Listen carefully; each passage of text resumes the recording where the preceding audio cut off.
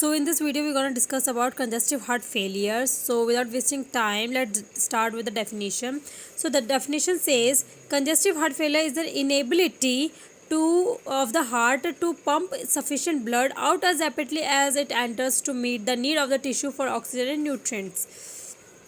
तो इसमें क्या समझाया गया है, इसमें क्या बोला गया है कि जो कंजस्टिव हार्ट फेलियर होता है वो इनेबिलिटी होती है हार्ट की, मतलब दिल की, जो हमारी दिल है उसकी इनेबिलिटी होती है। इनेबिलिटी मतलब ना कर पाना, मतलब ठीक है।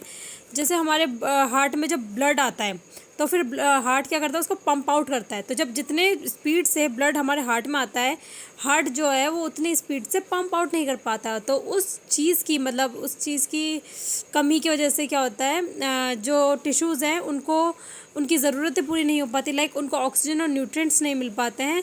इसकी वजह से क्या होता है, कंजस्टिव हार्ट फेलियर। इस टर्म को it is also referred to as heart failure. इस टर्म, मतलब इसको हार्ट फेलियर भी कहा जाता है। 3 टाइप के हार्ट फेलियर होते हैं, left side heart failure, right side heart failure, और एक होता है बाय वेंट्रिकुलर हार्ट फेलियर, ठीक है।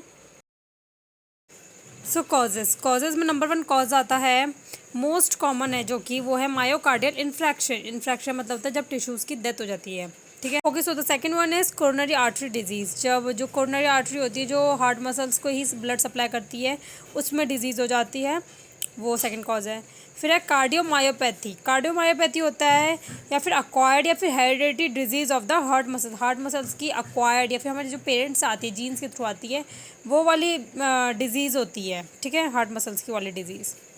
फिर हाइपरटेंशन है, बीपी हाई।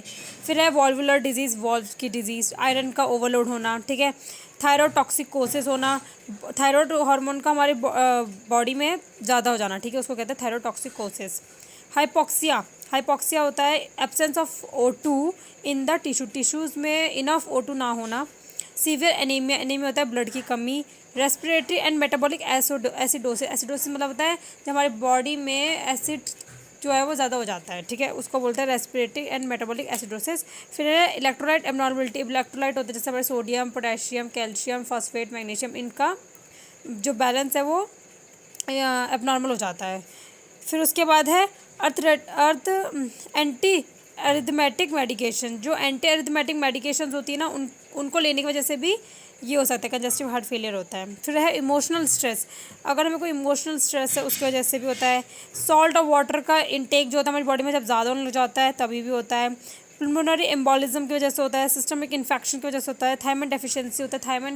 थायमिन मतलब होता है ये विटामिन B1 होता है, ठीक है, ये हमारी बॉडी में नहीं बनता है, ये हमें फूड के थ्रू मिलता है, ठीक है। फिर लास्ट है कोरोनरी पुल्मोनरी डिजीज़। तो यहाँ पे कॉजेज़ होते हैं ख़त्म। अब हम देखेंगे इसके साइन और सिम्टम्स।